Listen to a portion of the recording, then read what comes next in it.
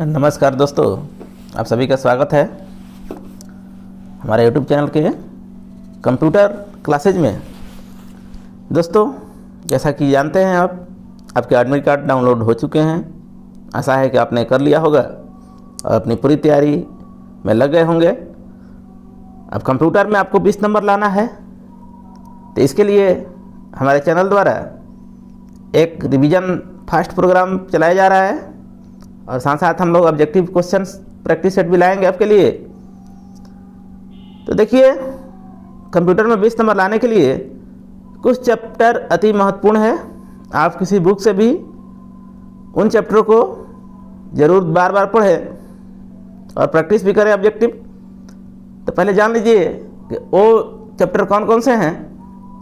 तो सबसे पहले आप जितने भी संक्षेप रूप हैं, जैसे शॉर्ट एब्रिविएशन कहा जाता है, अर्थात आपको शॉर्ट लिखा रहेगा और उसका फुल फॉर्म बताना होता है, उससे क्वेश्चन पूछे जाएंगे।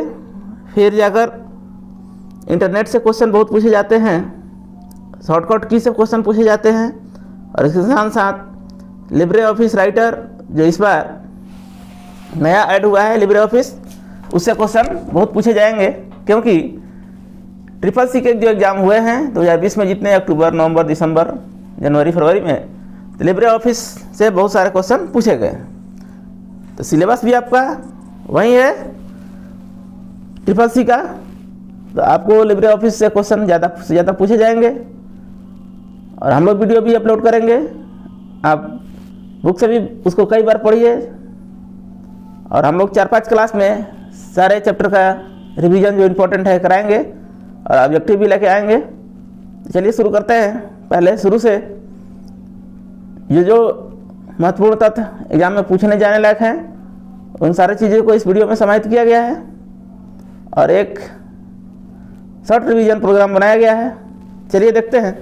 सबसे पहले मान लेते हैं कि जो अब कंप्यूटर है क्या है, तो आप जानते होंगे ऑक्सफोर्ड डिक्शनरी है, उन्होंने एक अपना अर्थ निकाला है कि कंप्यूटर एक क्या है, स्वचालित इलेक्ट्रॉनिक मशीन है जो अनेक तर्कपूर्ण गणनाओं के लिए प्रयोग किया जाता है।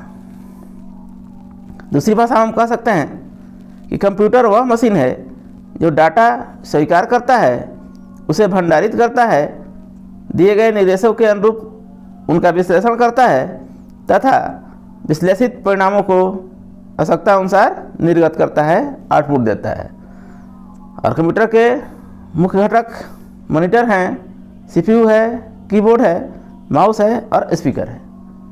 तो दोस्तों, जैसा कि आप गांव में रहते होंगे, चाहे कहीं भी रहते होंगे, जहां गेहूं आप आटा पिसाने जाते हैं गेहूं से, उसी टाइप का ये है।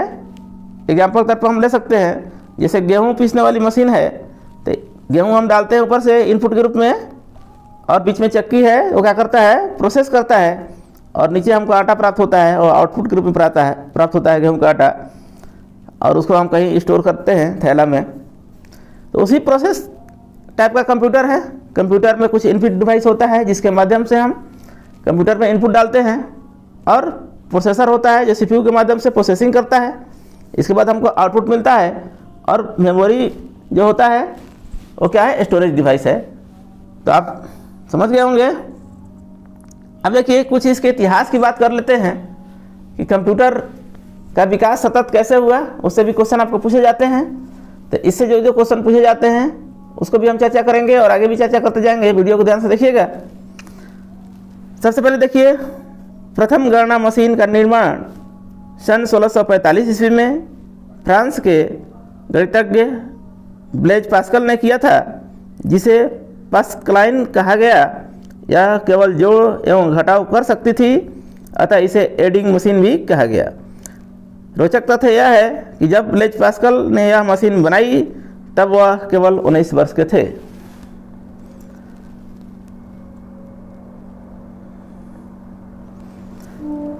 इसके साथ साथ आगे विकास क्रम में डिफरेंस एनालिटिकल मशीन का आविष्कार हुआ। ब्रिटिश गणितज्ञ चार्ल्स बैबेज ने 1822 में डिफरेंस इंजन का विकास किया, जो भाप से चलता था। इसके द्वारा गणनाओं को प्रिंट भी किया जा सकता था। सन 1842 ईस्वी में इन्होंने एक स्वचालित मशीन एनालिटिकल इंजन का बनाया जो पंच काट दिशा निर्देशों के अनुसार कार्य करती थी, जो कि जोड़ घटाव गुणा भाग कर सकती थी। इसके बाद अगला विकास क्रम में सबसे बड़ी क्रांति जो आई डिजिटल कंप्यूटर की आई। यह पहला प्रोग्राम रहित डिजिटल कंप्यूटर था। यह वर्गों को पहाड़ा भी गणना कर सकता था। यह एडजेक कंप्यूटर कैम्ब्रिज विश्वविद्यालय में मैरिस बिल्कस और उनके टीम द्वारा विकसित किया गया, जिसका नाम क्या था, EDSAC, electronic delay storage arithmetic calculator, EDSAC. यह पूछा जाता है आपका कि पहला प्रोग्राम रहित डिजिटल कंप्यूटर था तो कौन था, एडसेक था, electronic delay storage arithmetic calculator. इसका शॉर्ट फॉर्म फुल फॉर्म याद रखिएगा, आपसे पूछा जाएगा। अब देखिए जो कंप्यूटर जैसे जैसे विकास होते गया उसको पीढ़ियों में वर्गीकृत किया गया कि कौन सा कंप्यूटर किस पीढ़ी का है, यानी उसको जनरेशन कहा गया। जनरेशन मतलब पीढ़ी। जैसे कि आप जानते हैं कि आपके बुजुर्ग लोग कहते होंगे कि हमारे ज़माने में ये नहीं होता था, तो आप भी कहते हैं कि इस जनरेशन का बात अलग है, इस जनरेशन का आज की जनरेशन में हर जगह मोबाइल फ़ोन है हर के पास। तो यही जनरेशन कंप्यूटर का भी था। जैसे सतत विकास होते गया और एक खास सीमा को जहाँ उनका जो गुण था, जो व्यवहार था, उसके आधार पर डिवाइड किया गया है। तो इसी तरह कंप्यूटर में भी किया गया है। नई तकनीक पर आधारित हार्डवेयर तथा सॉफ्टवेयर ही हर जनरेशन की क्या है, पहचान है। प्रत्येक पीढ़ी अपनी विलक्षण तकनीक के कारण पूर्णतः एक नए कंप्यूटर तंत्र को जन्म दे रही है। तो इसी तरह कंप्यूटर के विकास को 5 जनरेशन में बांटा गया। फर्स्ट जनरेशन 1946 से 1956 के तक, सेकेंड जनरेशन 56 से 64 तक, थर्ड जनरेशन 64 से 71 और फोर्थ जनरेशन 1971 से 85 और फिफ्थ जनरेशन 1985 से अभी तक जो वर्तमान में हम चल रहे हैं। तो आइए देखते हैं प्रथम पीढ़ी के कंप्यूटर के तकनीक विलक्षण यानी फर्स्ट जनरेशन में क्या क्या ऐसा था और यहाँ से क्वेश्चन आपको पूछे जाते हैं। तो फर्स्ट जनरेशन हो गया 45-46 से 1955-56 तक। और यह सबसे पहला जो कंप्यूटर बना ENIAC, इलेक्ट्रॉनिक न्यूमेरिकल इंटीग्रेटर, तो वो क्या था, फर्स्ट जनरेशन का था, जिसे जेस प्रेस्पर इकर्ट ने और जॉन मैकली ने 1942 में तैयार किया था। वैक्यूम ट्यूब की बनी होती थी, उसमें क्या होता था, और सर्किट अर्थात परिपथ सर्किट जो होती थी क्या होती थी, वैक्यूम ट्यूब की बनी होती थी, और मेमोरी जो होती थी मैग्नेटिक ड्रम की बनी होती थी। और इससे जो शॉर्ट फॉर्म में क्वेश्चन पूछा जाता है उसको हमने इस तरह से कंपाइल कर लिया है। तो क्वेश्चन देखिए यहाँ से आता है, क्वेश्चन पूछेगा प्रथम पीढ़ी का के संबंध में कौन सा सही है अथवा नहीं है। तो क्या हुआ, वैक्यूम ट्यूब का प्रयोग हुआ। यह पंच कार्ड मेमोरी पर आधारित था। स्टोरेज के लिए क्या हुआ, मैग्नेटिक ड्रम का प्रयोग हुआ और मशीनी भाषा का प्रयोग हुआ। मशीनी भाषा तथा असेंबली लैंग्वेज। बहुत सारे एयर कंडीशनरों का प्रयोग करना पड़ता था, क्योंकि ये जो मशीन थी, ये कंप्यूटर थी, बहुत ज़्यादा गर्म हो जाती थी और लॉसेस होते थे, इसलिए इसके लिए चलाने के लिए बहुत सारे एयर कंडीशनर की आवश्यकता पड़ती थी। तो एक क्वेश्चन पूछा जाता है आपसे कि पंच कार्ड आधारित कौन सी पीढ़ी कंप्यूटर थी, तो आपका आंसर हो जाएगा प्रथम पीढ़ी वैक्यूम ट्यूब, प्रथम पीढ़ी संगणन के लिए मैग्नेटिक ड्रम, प्रथम पीढ़ी मशीनी भाषा का प्रयोग, प्रथम पीढ़ी। या इसके उल्टा पूछा जाए प्रथम पीढ़ी के क्या क्या लक्षण हैं, तो उम्मीद करते हैं समझ गए होंगे। अब आगे 1947 में अमेरिकी भौतिक शास्त्री जॉन ब्रीडन और वाल्टर बार्टिन ने ट्रांजिस्टर का आविष्कार किया, जिसके लिए उन्हें 1956 में भौतिक के नोबेल पुरस्कार से सम्मानित किया गया। ट्रांजिस्टर ने इलेक्ट्रॉनिक क्षेत्र में क्रांति का जन्म दे दिया और सबसे छोटे एवं सस्ते कैलकुलेटर और कंप्यूटर का निर्माण होने लगा। ट्रांजिस्टर सिलिकॉन या जर्मेनियम से बने होते हैं। अब जो भी यह कंप्यूटर कहलाए जहाँ ट्रांजिस्टर प्रयोग हुआ वो द्वितीय पीढ़ी के कंप्यूटर कहलाए। यह क्या हुआ, प्रयोग में छोटा होने लगा पहले से। और इस तरह से अगर हम देखते हैं कि सेकेंड जनरेशन यानी द्वितीय पीढ़ी के जो कंप्यूटर थे उनके क्या क्या खासियत थे, तो स्टोरेज का में क्या होने लगा, ट्रांजिस्टर का प्रयोग होने लगा। उसके कारण क्या हो गया, छोटा हो गया और कम ऊर्जा खपत वाला हो गया, अधिक तेज हो गया और विश्वसनीय हो गया। और जो भाषा का प्रयोग हुआ, कोबोल एवं प्रोटॉन का प्रयोग हुआ और संग्रहण device, printer, operating system develop हो गया। तो ये आप शॉर्टकट में इसको याद रखिएगा, यहीं से क्वेश्चन आपका पूछा जाएगा कि कौन सा गुण कंप्यूटर के द्वितीय पीढ़ी में है, या कोबोल का प्रयोग सबसे पहले कब हुआ, तो द्वितीय पीढ़ी में हुआ। फोटोन का प्रयोग कब हुआ, द्वितीय पीढ़ी में हुआ। और ट्रांजिस्टर का प्रयोग शुरू हुआ द्वितीय पीढ़ी में, किसके स्थान पर, वैक्यूम ट्यूब के स्थान पर। उसी तरह थर्ड जनरेशन 1965 से 1971 अनेकों इलेक्ट्रॉनिक परिपथ को एक छोटे से सिलिकॉन टुकड़े पर रखकर एक इंटीग्रेटेड सर्किट का निर्माण किया गया। यह इंटीग्रेटेड सर्किट था जिसने अब ट्रांजिस्टर का स्थान ले लिया, जिस कारण कंप्यूटर का आकार और छोटा हो गया और इसकी कार्यकुशलता में भी वृद्धि हुई। और यही गुण था तृतीय पीढ़ी के कंप्यूटरों की।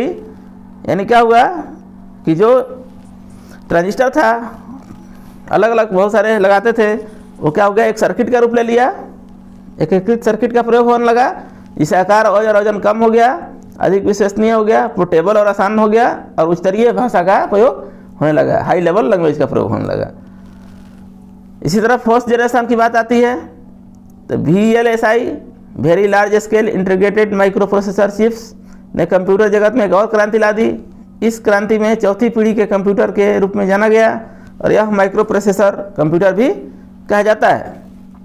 यह कंप्यूटर का आकार इतना छोटा हो गया कि अब डेस्कटॉप, लैपटॉप और पाम टॉप बहुत आम हो गए। इनके कार्य करने की गति इतनी तेज थी कि सुपर कंप्यूटर का भी निर्माण होने लगा। और चतुर्थ पीढ़ी की खासियत की बात करें तो क्या थी, यह अति विशाल स्तरीय एकीकृत सर्किट का प्रयोग हुआ और आकार में अद्भुत कमी आई और क्रय क्षमता क्या हुआ, अंदर हो गया, प्रभावी और विश्वसनीय हो गया, स्पीड कम हो गई, अधिक मेमोरी वाली हो गई। तो ये सब खासियत थी फोर्थ पीढ़ी के। अब आते हैं फिफ्थ जनरेशन की, जो 1980 में से अभी तक 85 तक चल रहा है।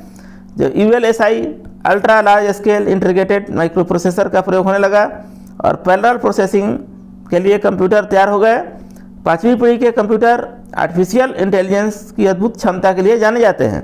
देखिए, ये सबसे इंपॉर्टेंट है, क्वेश्चन पूछा जाएगा आपसे कि जो फिफ्थ जनरेशन के कंप्यूटर हैं वो उनमें सबसे महत्वपूर्ण खासियत क्या है, तो आर्टिफिशियल इंटेलिजेंस उसमें है, कृत्रिम बुद्धिमत्ता। ठीक है, इसे सोचने और प्रतिक्रिया करने की क्षमता भी मौजूद है। अब मानव सदृश रोबोट पांचवी पीढ़ी के कंप्यूटर के नया उदाहरण है। यानी जो रोबोट है वो किसके उदाहरण है, फिफ्थ जनरेशन के कंप्यूटर के उदाहरण है। इस तरह से पांचवी पीढ़ी में क्या क्या आया, तो कंप्यूटर में जो पांचवी पीढ़ी की कंप्यूटर की खासियत कृत्रिम बुद्धिमत्ता यानी आर्टिफिशियल इंटेलिजेंस है। कंप्यूटर के आकार और संरचना में काफ़ी डिफरेंस आया। कंप्यूटर में नेटवर्क और इंटरनेट की स्थापना हुई और मल्टीमीडिया का प्रयोग हुआ और नए अनुप्रयोग में यातायात करने में सूटेबल हुआ, क्योंकि पोर्टेबल हो गया बहुत कुछ। अब देखिए, इतिहास जानने के बाद हम कंप्यूटर के संगठन के बारे में जान लेते हैं। कंप्यूटर किससे बने होते हैं, तो कंप्यूटर के मुख्य रूप से दो घटक होते हैं, हार्डवेयर और सॉफ्टवेयर। और हार्डवेयर के अंतर्गत आते हैं इनपुट डिवाइस, आउटपुट डिवाइस और CPU और स्टोरेज डिवाइस। और सॉफ्टवेयर के अंतर्गत मुख्य रूप से दो ही आते हैं, सिस्टम सॉफ्टवेयर और एप्लीकेशन सॉफ्टवेयर। और यूटिलिटी सॉफ्टवेयर और प्रोग्राम लैंग्वेज सिस्टम सॉफ्टवेयर के ही भाग है, लेकिन हमने लिख दिया है अलग से यहाँ पर, कि कुछ बुक्स में अलग भी लिखा जाता है, लेकिन मुख्य रूप से दो ही भाग है, सिस्टम सॉफ्टवेयर और एप्लीकेशन सॉफ्टवेयर। तो आइए इसके बारे में जानते हैं। सबसे पहले बात आती है हार्डवेयर में इनपुट डिवाइसेस, आउटपुट डिवाइसेस और स्टोरेज डिवाइसेस की। तो क्या होता है, देखिए आप जानते हैं, यहाँ से क्वेश्चन भी पूछा जाता है आपको कि इनपुट डिवाइस वो डिवाइसें हैं जो क्या होती हैं, जिसके द्वारा हम किसी कंप्यूटर में अपना इनपुट डालते हैं। और आउटपुट डिवाइसेस ऐसे डिवाइसेस है जिससे हम आउटपुट प्राप्त करते हैं। और स्टोरेज डिवाइसेस क्या होता है, दोनों का सम्मिश्रण होता है। नहीं, स्टोरेज डिवाइसेस जो है इनपुट और आउटपुट दोनों को गुण पाए जाते हैं। तो मुख्य रूप से जो इनपुट डिवाइसेस हैं कीबोर्ड है, ऑप्टिकल पेन है, जॉयस्टिक है, स्कैनर है, बारकोड रीडर है। अब देखिए यहाँ डिजिटल कैमरा भी किसी किसी बुक्स में इनपुट में दिया है, लेकिन मुख्य रूप से क्या है डिजिटल कैमरा? स्टोरेज डिवाइस है। आउटपुट डिवाइस जैसे आप जानते हैं हेडफोन है, हेडसेट है, स्क्रीन है, लेजर प्रिंटर है, प्लॉटर है, इंकजेट प्रिंटर है और स्पीकर्स है। इसे क्या करते हैं हम? प्राप्त करते हैं। तो ये क्या हो गया? आउटपुट डिवाइसेस हो गया। और दोनों का जो सम्मिश्रण है digital camera, pen drive, CD, DVD, touch screen, fax, modem, webcam, तो ये सारे जो है इनपुट और आउटपुट दोनों डिवाइसों में गुण पाए जाते हैं, अर्थात ये स्टोरेज डिवाइसेस हैं। कहने का मतलब यह है कि स्टोरेज डिवाइसेस में इनपुट और आउटपुट दोनों रूप में कार्य कर सकते हैं। हम उम्मीद करते हैं आप समझ गए होंगे। अब आती है सीपीयू की बात। तो सीपीयू क्या है? हार्डवेयर का एक पार्ट है और ये जो है प्रोसेसिंग कार्य क्रिया करती है और इसका फुल फॉर्म होता है सेंट्रल प्रोसेसिंग यूनिट, और इसे कंप्यूटर का दिमाग भी कहते हैं। और सीपीयू जो होता है कई घटकों से मिलकर बना होता है, तो उसकी चर्चा कर लेते हैं सीपीयू की। तो पहले सीपीयू में क्या होता है? कंट्रोल यूनिट होता है, जिसका कार्य क्या है? यह एक तरह से कहिए सीपीयू का बॉस है और प्रोसेसर के सभी गतिविधियों को संपादित करता है। कंप्यूटर में प्रयुक्त होने वाले प्रोसेसर आंशिक रूप से सिलिका के बने होते हैं। दूसरे शब्दों में डेटा प्रोसेसिंग के लिए इस्तेमाल की जाने वाली सिलिकॉन चिप को माइक्रो प्रोसेसर कहा जाता है। यह प्रोसेसर के अंदर होता है। यह कंप्यूटर के विभिन्न कंपोनेंट का प्रबंधन करता है। कंट्रोल यूनिट नाम से ही स्पष्ट है, कंट्रोल करता है, यानी सभी को क्या करता है? कंट्रोलिंग करता है डेटा प्रोसेसिंग के लिए। दूसरा जो महत्वपूर्ण यूनिट है वो मेमोरी यूनिट है। इसका जो कार्य है प्रोसेसिंग के पहले और बाद में डाटा को क्या करता है? निर्देश को संग्रहित करने के लिए किया जाता है। और दो प्रकार के मेमोरी यूनिट होती है, एक प्राइमरी और सेकेंडरी। तो प्राइमरी और सेकेंडरी मेमोरी के लिए अलग हम वीडियो लेके आएंगे, तो उसमें चर्चा करेंगे। अब देखिए ये हम जान गए कंप्यूटर जो है हार्डवेयर और सॉफ्टवेयर मिलकर बना है। सॉफ्टवेयर क्या है? सॉफ्टवेयर आंकड़ों एवं योजनाओं और निर्देशों का समूह होता है जिनके अनुरूप कंप्यूटर कार्य करता है। अब सॉफ्टवेयर मुख्य रूप से क्या बताया हमने? दो प्रकार के होते हैं, एप्लीकेशन सॉफ्टवेयर और सिस्टम सॉफ्टवेयर। एप्लीकेशन सॉफ्टवेयर विशेष प्रकार के कार्यों के लिए तैयार किए जाते हैं जो सिस्टम सॉफ्टवेयर के प्लेटफॉर्म पर अपने कार्य का प्रदर्शन करते हैं। एप्लीकेशन सॉफ्टवेयर के माध्यम से ही कोई भी यूजर टेक्स्ट, डॉक्यूमेंट आदि का निर्माण कर सकता है, कोई खेल कर सकता है। जैसे उदाहरण के लिए हम देख सकते हैं animation software, photoshoot software, Photoshop software, video editing software इत्यादि। और आप जितने ऐप्स डाउनलोड करते हैं मोबाइल में, व्हाट्सएप है या कोई भी ऐप्स है, तो वो सारे क्या होते हैं? एप्लीकेशन सॉफ्टवेयर होते हैं, जो क्या होता है किसी खास कार्य के लिए बनाए जाते हैं। उनका काम वही होता है जिसके लिए बनाए जाते हैं। अब आता है सिस्टम सॉफ्टवेयर। यह कंप्यूटर का इनबिल्ट सॉफ्टवेयर होता है या अन्य सॉफ्टवेयर को प्लेटफॉर्म पर उपलब्ध कराता है। यानी जो मोबाइल है, आपका मोबाइल में जो सॉफ्टवेयर है या कोई जो पीसी है उसमें जो सॉफ्टवेयर है वो क्या करता है? इन सभी प्रोग्राम को यानी सॉफ्टवेयर को क्या करता है? अपने पर कार्य करने देता है, जिसे ऑपरेटिंग सॉफ्टवेयर कहते हैं, इनबिल्ट सॉफ्टवेयर कहते हैं। जैसे उदाहरण के लिए operating system, Linux, distribution, Microsoft Windows, computational science software, game engine, industrial automation इत्यादि। तो ये क्वेश्चन है, पूछे जाएंगे आपसे कि सिस्टम सॉफ्टवेयर के उदाहरण कौन है, निम्न में से या कौन नहीं है। तो याद रखिएगा आप उदाहरणों को, ये पूछा जाएगा। सिस्टम सॉफ्टवेयर की सबसे प्रमुख विशेषता है कि ये इसे अनइंस्टॉल नहीं किया जा सकता है। ये क्या होता है? ये मैन्युफैक्चरर द्वारा इंस्टॉल करके दिया जाता है, और इसे अनइंस्टॉल कर दिया जाए तो कंप्यूटर का होगा अन्य सॉफ्टवेयर प्रभावित हो जाता है, वो अच्छे से काम नहीं करेगा। अब बात आती है प्रोग्रामिंग लैंग्वेज की। प्रोग्रामिंग लैंग्वेज शब्दकोश और निर्देशों का एक सेट है जो कंप्यूटर को कुछ विशिष्ट कार्य हेतु सृजित किया जाता है, इसे 3 वर्गों में विभाजित किया गया है। जैसे हम कंप्यूटर को 5 जनरेशन में विभाजित किए थे, उसी तरह प्रोग्रामिंग लैंग्वेज को 3 वर्ग में विभाजित किया गया। मशीन लैंग्वेज, जिसे फर्स्ट जनरेशन लैंग्वेज भी कहा जाता है, असेंबली लैंग्वेज, जिसे सेकेंड जनरेशन लैंग्वेज भी कहा जाता है, और इसे लो लेवल लैंग्वेज भी कहा जाता है, और तीसरा जो है एल्गोरिथमिक लैंग्वेज, जिसे थर्ड जनरेशन लैंग्वेज या हाई लेवल लैंग्वेज भी कहा जाता है। मशीन लैंग्वेज क्या है? मशीनी भाषा में बाइनरी न्यूमेरिक कोड वाली भाषा है, जिसमें 0 और 1 अंकों का प्रयोग किया जाता है। 0 और 1 बाइनरी डिजिट या बिट कहलाते हैं। मशीनी भाषा को लिखना पढ़ना अत्यंत कठिन होता है, क्योंकि यह सामान्य मैथमेटिकल नोटेशन अथवा मानवीय भाषा से भिन्न होती है। इसके कोड हर कंप्यूटर के लिए भिन्न भिन्न होते हैं। प्रायः डिजिटल कोड और हेक्साडेसिमल कोड को एक दूसरे से बदलता है। असेंबली लैंग्वेज को लो लेवल भाषा भी कहते हैं। इसे दूसरी पीढ़ी की भाषा भी कह सकते हैं। असेंबलर के माध्यम से मशीनी भाषा में परिवर्तित किया जाता है, जिसे कंप्यूटर समझता है तथा कार्य करता है। तीसरा आता है सबसे महत्वपूर्ण जो है एल्गोरिथमिक लैंग्वेज है। यह कंप्यूटर में प्रयोग होने वाली क्या है?